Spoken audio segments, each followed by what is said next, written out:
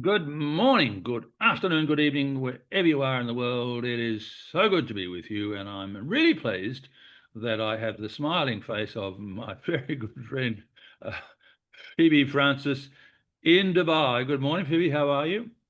Good morning, Graham, and good morning, viewers, listeners, wherever you are. Absolutely. Now, you may have noticed if you're a regular listener or viewer of our discussion that there is somebody missing, and his name is Muhammad Shukri, who is gone on to do something really important today. I don't know what it is, but he's unable to. Everything he does is important. He's unable to be with us today, but he will be with us next time. So, Phoebe, tell me what have you got on your mind that you think we should explore that would bring value to our listeners today? Graham, thank you. One aspect which I was reading the other day on a blog post was about awareness, how aware leaders are, or we as leaders are. And quite often people connect leadership to position, title, etc. But there is something the hidden power behind every great leader, and that is all about awareness, and to be specifically focusing on uh, self-awareness. And I just want to have a conversation around how leadership awareness impact ourselves and the people and those who work with us in our workplace or otherwise in our home life. Yeah, I think this is a really good topic. And I think that it's probably something that we don't talk about enough. We don't understand enough about the idea of awareness and particularly the leaders' self-awareness. I'm aware. Oh, I'm aware. We're going to use that word a few times today. When animals get cold, for instance, they think, oh, it's a bit cold. I need to do something about that. Or I'm feeling hungry. I need to go and kill another animal, if that's what they do, and eat it because I'm feeling hungry. They may not process it in that logical way, but there is something which drives them to that behavior because of an awareness that they have. And I think that as human beings, we have the gift of self awareness. Self awareness. So simply, I'm cold. I need to put a jumper on, or I need to turn the heater on. Okay, I'm hungry. I need to go and get something. So we have that, but it is more important, it is as equally important. Certainly, food and shelter are important, but the awareness, self awareness, understanding, recognizing in the moment what is going on for us. It's like being aware of the thoughts that are in your mind. It's like you are observing thoughts in your mind and being aware of what those thoughts are and aware of what your behavior is. And I just think that leaders, it's like a gift that they have. Some have more than others, and that is the gift of self-awareness. Would you agree? Yeah, and I just like to bring this perspectives from the leadership challenge by Kuzes and Postner, who remind us leadership starts within. Yeah, yeah. And they always highlight it is about knowing yourself first, what drives you, and you said that, what triggers you, and how your behaviors influence those around you. So it is critical from a leadership standpoint. And as you mentioned, one thing which is coming to my mind is the ability for us to consciously understand uh, our values, Yes. our motives, our behaviors in the context of our role. Let me just give you an example, as you mentioned it, of the values reference particularly. There may be a discussion that a leader has with one of the team members. It might be in a meeting or it might be a one-on-one. And if the leader then, when he or she is in that interaction, can have the little voice above, if we like, the little internal voice that says, is what I'm doing now directly related to and is confirming my values right now? Is what I'm saying a direct confirmation of me living my values?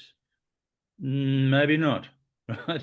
So this is where self-awareness comes in. Self-awareness is something I first learned about it, probably not until about 2001 or two, which is, for some people, it's a long time ago.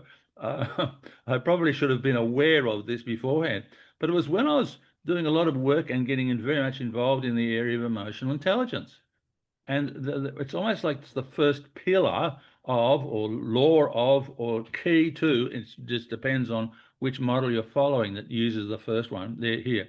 And that is self-awareness. In terms of emotional intelligence, we cannot control or react to our own emotions unless we first are aware of our emotions. Emotional self-awareness is the most important. It's the grounding of all of it, because if I'm aware of my emotions, then I can decide to do something about those emotions when they're happening. And then I understand about the awareness of what someone else is doing, and then I can manage that. So this was when I first became really aware of self-awareness. And when it comes to leadership, if a leader can see what his impact is on the people he's communicating with, the people he's leading, then he can choose in the moment to do something about it if he needs to. Am I living my values? What I've just said, is that a replication of my values, or is it against my values? Because I keep talking about my values to the team, and they know that I say that honesty is a value for me, but is that what I've just said? Is it honest? If I say that integrity is a value of mine, is what I've just said a reinforcement of my integrity? Maybe not. So the other part, it can come into effect in so many ways. Give me an example of another of the 5 practices where you would draw reference to the importance of self-awareness. Like I'm just reflecting on my experiences with some of the leaders I have seen and I have followed, and what comes to my mind is, the trust between you and that leader Yeah. will be again, you create a high trust environment with those leaders who are able to understand their blind spots and emotional patterns. And I remember one of my organizational leaders asking me, Phoebe, sometimes I may not be able to see what I'm doing. Help me to in case I'm saying something which you think is not right, feel free to share that. And that is a very rare instance which I experience. And what I see is there is someone who understands that I can also make mistake, and I can rectify that, and checking in on with the people around him to give the feedback, without filtration. This is how you experience it, and that I found very powerful. And again, I think it is the work behind the work which, as leaders, we have to do. When we say, and when I say leadership awareness, it is about seeing. It is seeing. And when we say self-awareness, I want to reiterate that it is understanding what I am seeing and how I can act better. And it is the leader's lens that can help in focusing with the vision which we are trying to bring in, as well as the purpose, and together leading to high trust environment. Yeah, and how do we build trust? One of the key ways of building trust is to do what you say you will do. We've talked about that so often. DWYSYWD. Do what you say you will do. Builds trust. One of the other ways to build trust and credibility is to listen to the people that you're leading. No, but no, just get on with it. No, that's manager talk. No, leaders listen.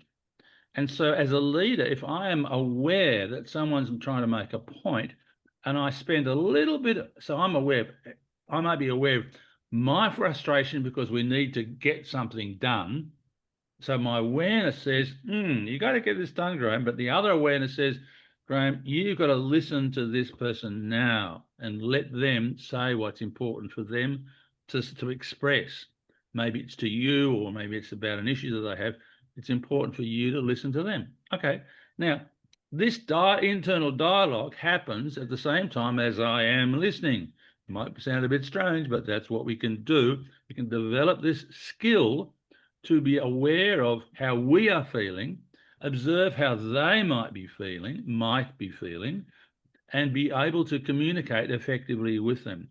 And when we have this self-awareness, knowing that I've got something else I've got to get on with now, I've got two other people wanting to see me, but I've got to resolve this particular person's issue at the moment. I've got to show leadership with them. I might be aware of the pressures that are on the organisation or my team, but I will decide it's important at the moment to deal with this person. Or I might say to that person, can I just make a comment here? I've got a strong issue with this other department. I need to deal with it now. Is it okay with you if I get back to you in the next 1 hour so that I can resolve this other issue? Is that okay? Yeah, sure. Okay, great. So I'll resolve that issue, come back in 1 hour, as I've said to that person. This clearly builds trust. I have made an awareness judgment at the time saying, Graham, something's going on. You've got to deal with it. Yeah, but this person here has got a problem. What are you going to do? Well, I'll explain it this way to him and tell him I'll get back to him in an hour. And I do that, right? All of this, surprisingly, happens in this little head here, and it can happen in yours. This little self-dialogue. Yeah, I'm Graham. Oh, wait. You can have self-dialogue and listen at the same time? Yes, you are. You are going to do that. You can develop this skill. Graham, this created a question in me, and maybe from your deep experience, if you can just throw some light on that. Here is a question. Do you think self-awareness can be taught, or is it cultivated? How will you see that? Well, the first part is you have to be aware of self-awareness, right? And I would say, in 2001 or so, when I became aware of it in my learning process about emotional intelligence, I probably wasn't all that aware of the value and importance of self-awareness. Now, leading up to that, 2001, I had been a facilitator. I'd been helping and coaching. Before that, I was in the corporate world leading a team of 60 to 80 people. I honestly can't remember when I was leading all these people. And I must say, with some humility, that we got great results in that time. Did I, as a leader? Well, I'm sure that I certainly tried to do things or be aware of things, but I just wasn't aware that it was called self-awareness, right? Sometimes we do things out of habit or instinctively, and we don't understand that there is a process behind that. So I was probably doing this self-awareness, but not being aware of it as a process. And when you're aware of it as a process and you build on it and you're able to do it even more, then it can be really more effective. Here's an example. So let's just say, as a leader, and I've mentioned this before, probably 3 or 4 times, but self-awareness can be valuable when I leave a meeting, when I leave an interaction, or even going into it. And of course, this touches on emotional intelligence. But if I'm going into a meeting that might be some high pressure, I can be aware of how I am feeling. And Graham, how are you feeling about this? Is he upset? Is there going to be pressure? Is there going to be stress? No, it'll be okay. I'll manage it. But as a leader, when I am self-aware of the process, when it is happening, when I'm in that meeting, it's going to allow me to present more as a leader, because I'm going to be focusing on the important things in terms of leadership and building the relationship. I'm going to be aware of how I'm doing that if I haven't already done so. And I'm going to be aware of recognizing the other person's point of view and listening. I'm going to be aware of these things when they are happening. and then aware when I leave them, and take a little notebook, if you like, in your mind and say, Graham, are you going to score yourself a 3 out of 10, or are you going to score yourself a 7.5 out of 10? I just made that up, but you can try it. I don't mind. but it's also about reflecting, how did others perceive my leadership in that interaction, and what can I do to improve that interaction next time? I think that this, we often say that the leaders should be saying, how can I be a better leader tomorrow than I was yesterday or today? How can I be a better leader? And that requires a little bit of self-awareness. And you might, as a leader, you might reflect on a couple of interactions during the day and think, I could have handled that better. I could have done it better. If I thought about it this way, it could have been a better outcome. And that self-awareness, self-discussion, self-reflection, gee, they are so important. Now, I'm not saying that you get to the point where you're going to lie awake at night being aware of your self-awareness, but being aware in the moment, what has happened, being aware of how you felt, being aware of the outcomes, and am I being a really authentic, I know it's one of your favorite words, authentic leader in this time, reacting and in the moment, self-awareness when it's happening, not 3 days later. Well, 3 days later can help, but certainly when it's happening, self-awareness. Phoebe, what are your thoughts on that? No, I think you touched on key points, and one thing which is coming to my mind is uh, you know being self-aware is also taking a pause before we act. Yeah, yeah. And also exploring, the emotional temperature. Emotional temperature means how I am in the moment. Am I tensed? Am I reacting to something, or am I having some assumptions at this point of time before I'm acting?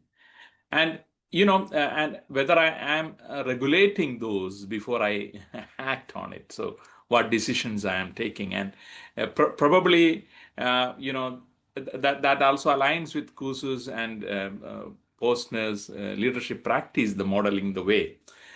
So and also one thing which is coming to my mind is, if we can't lead as individuals, like ourselves, calmly, like you can't expect calmness in your team also. So it is also about building the culture Yeah.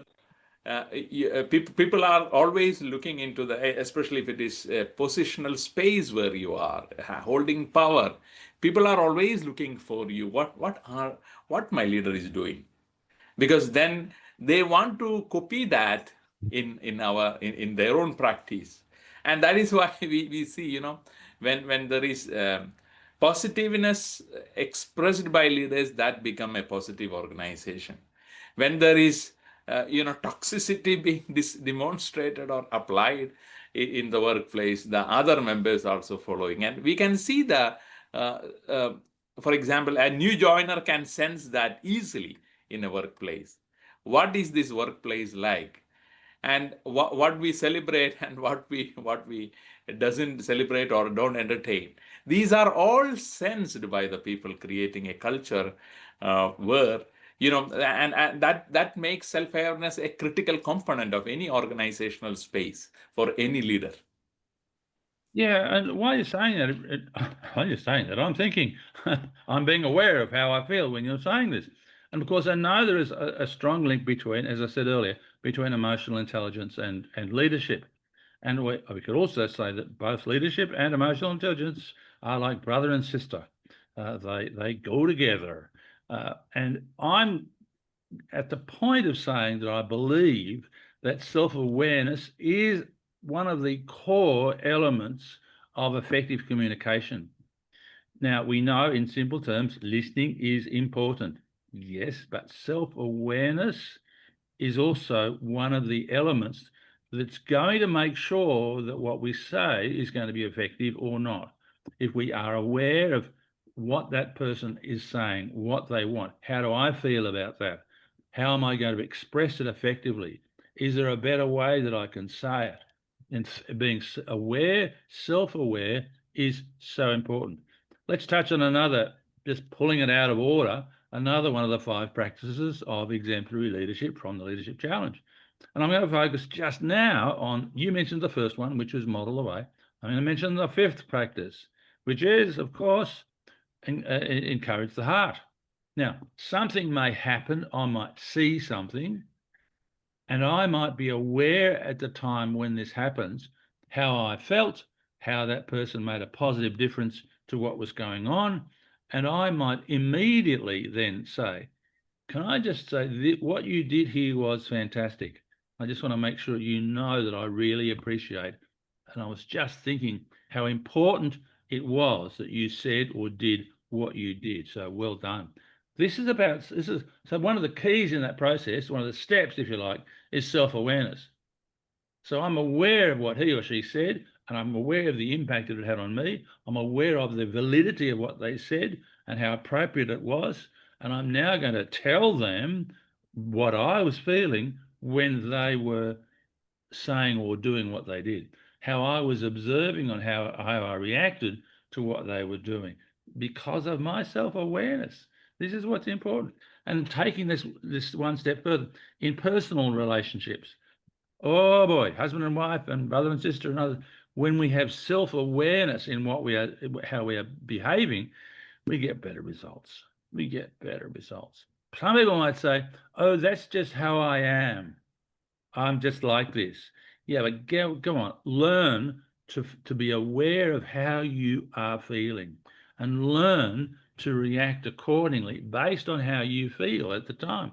Yes, I know we're still talking really the basic tenets of emotional intelligence, because you are going to react based on your emotions. Yeah, I understand that. Leadership is also a lot about emotions, but self-awareness, boy, I am so glad I'm feeling really so glad that you brought this topic up. I can recall right now how I was feeling when you said, Graham, how about we talk about self-awareness? I can remember Yeah, that. and Graham, I just want to add, as you are sharing this, a question to make our listeners think, along with what you said, and maybe that is framing it in a different way. When you mentioned about encouraging the heart, and this is the question which I am sharing with our listeners. When was the last time you surprised yourself as a leader by encouraging the heart? And And what did that surprise teach you? yes, well said, well said. How did you feel also about that? But what did it teach you? And when I'm talking on a workshop about encourage the heart, I say to participants, I want you to be aware of the impact of what you say to that person. I want you to be aware when you give them that positive encouragement about what they've just done. I remember one instance comes to my mind now, and this was in Sudan some years ago. Sudan, which is a country I have great feelings for. It's a wonderful country and under such terrible economic circumstances. And they're beautiful people. But I set up a situation where I wanted the people in the group that I was presenting to encourage the heart of the venue director of events in the hotel. And I said, I want you to go and give him this gift and tell him what a great job he has done. Please, this is part of Encourage the Heart. And when that was over, and I said to the person who did this, what did you observe and what were you aware of when you did that? And this person said, I could see that there were tears forming in his eyes to hear what I was saying. And I said, wow. And how did you feel when you were doing this? And he said, this had an impact on me. I was aware, I was observing what had happened as a result of what I had just said. And he said, that moment will stay with me. Yes. And because it will stay with him, he will do it again and again and again and again to other people, right? It's because of the awareness that he had at that moment. Good. No, you touched upon that very, very critical aspects, and it is the love that is coming out. It is that mindfulness that is coming out in that process. Yeah. I'm aware. And I didn't just say, oh, here you are. Here's this. Thank you very much. But even if you'd just done that, but was then aware of what the reaction was, that's important. He might do it. Oh, yeah, good. Thanks very much. We like what you did. And then might have thought to himself, I didn't do that well enough, did I? I think I can do better than that. Yeah, next time do it better. So we can. That's gold. Yeah, because we can be critical to ourselves of what we did or what we said, and we can learn from that. And next time, get it better. This is what this is what leaders do. Other people say, "Oh, I didn't have time. I just gave it to him, and that was it. Hope he likes it. I don't know." No, we make an impact on people as leaders. We make an impact, and we should be aware of how we can improve that, make it even more impactful. As leaders, be aware of what we're saying, and when we're saying it, be aware of the impact. Think about how we can improve what we're doing. Simple. Simple. Well, it's not always simple, is it? This is this is bringing another aspect, as the challenge of the process. As a leader, how are you challenging your own process? And Yeah. and as you touched on the feedback part, and seek one honest comment a week from someone you lead, Oh, and and and that can be the window for your self-awareness to improve on what I'm doing, and what can I continue doing better, what can I avoid doing in the yeah. process. And what that reminds me of is when we're seeking or when we're thinking about what we've just done and can we improve it, be aware that we don't want to make this a building up a self-critical process where we are putting ourselves down. And some people do this automatically. Oh, I just did this and it wasn't good enough. They will say to themselves, I wasn't good enough. And the self-critical aspect can take over. And that's not what we're after. We want you to be observing as objectively as you can what you've just done and how you can improve it. This is not about adding to the list of things that you are terrible at doing or adding to the list of mistakes that you have made or the terrible things that you have said. Not at all. No. In fact, many ways, quite the opposite, because you're thinking about the good things that you've achieved or the positive things or the impact on that other person positively when you've said them. And that can lift people up. So it's not a matter of self-judgment. Self-awareness, yes, but not self-judgment. That can be sometimes a little bit too negative. People can be super critical of themselves, and that's not what we're after.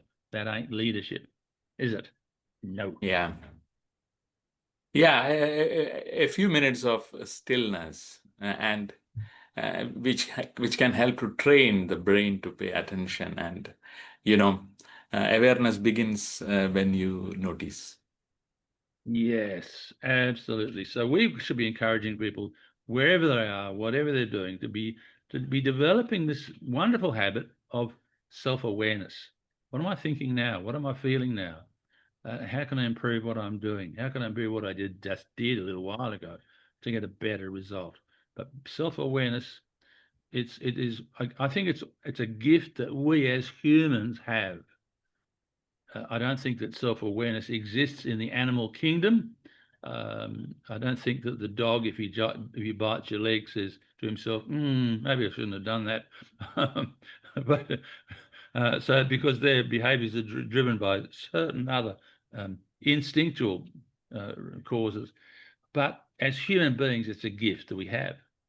One of the many gifts that we have. We can be self-aware when it happens and build on that to make it better for the other person or the other people, better for ourselves. Phoebe, I have my self-awareness now is suggesting that we should wrap this up. And I'm going to ask you for the final words in this, what I hope is a helpful conversation for our listeners. Yeah, this is something which I just want our leaders to remember, Leadership is a journey, and leadership awareness is the map. Very good. Boy, we should see that emblazoned somewhere. Leadership awareness is the map.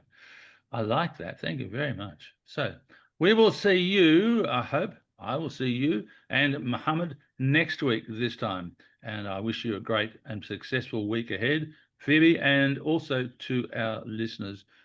Thank you very much for being with us. Thank you, and all the listeners, all the viewers, help us to make our content better. Engage with our content. Throw in your questions. And in case you need help in your organizations, that you need to improve, you need to enhance the capability of leaders, we are here to help. So we say goodbye right now. Thank you.